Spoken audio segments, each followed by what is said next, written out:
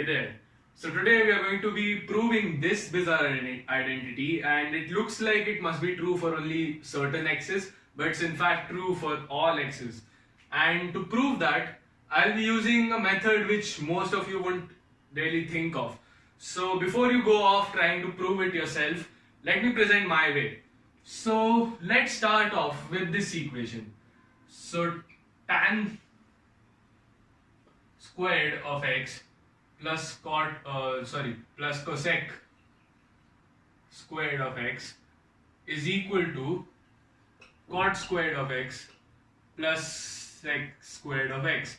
So now this is fairly easy to prove. You can look at this. What is cosec square? Cosec square is just cot square x plus 1. And what is sec square? Sec square is just tan square x plus 1. So basically what I've done is I've taken tan square x plus cot square x, and then in this in the LHS what I've done is I've grouped these two together, and in the RHS what I've done is I've grouped the 1 and the tan square together. So that's all I've done. So this equation is true, obviously. And now let's write this in terms of sine and cos. So tan square is nothing but sine square x by cos square x, and cosec square x is nothing but 1 by sine square x, and that is equal to cos square x.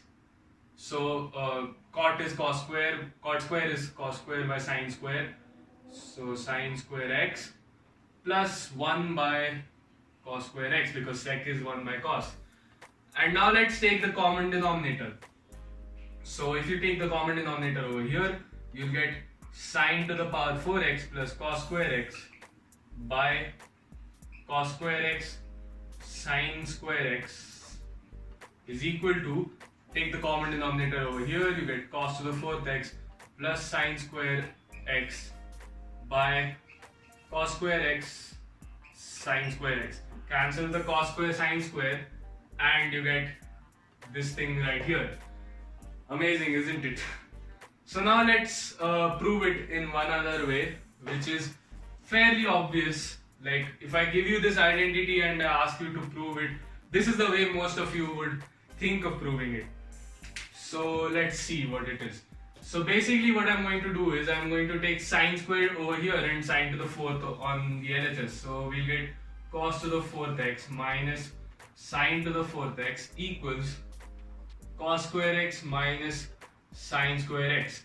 And now let's split this up into a product of cos square plus sine square and cos square minus sine square, because this is a difference of two squares. So we'll get cos square x minus sine square x times cos square x plus sine square x, and that's equal to this thing. So now cos square plus sine square is just 1, and we just end up with cos square plus minus sine square is equal to cos square minus sine square, which is obviously true. And that's one other proof for this identity. So you might be thinking, why did I show the previous way even though this way is just 2 steps? Well, that's because that's how I came up with it in the first place. So I was just solving some trig sums, and then I suddenly saw that you can in fact get this identity to be true, and how I ended up with it was with that previous method. So I hope you guys enjoyed this, and thanks for watching.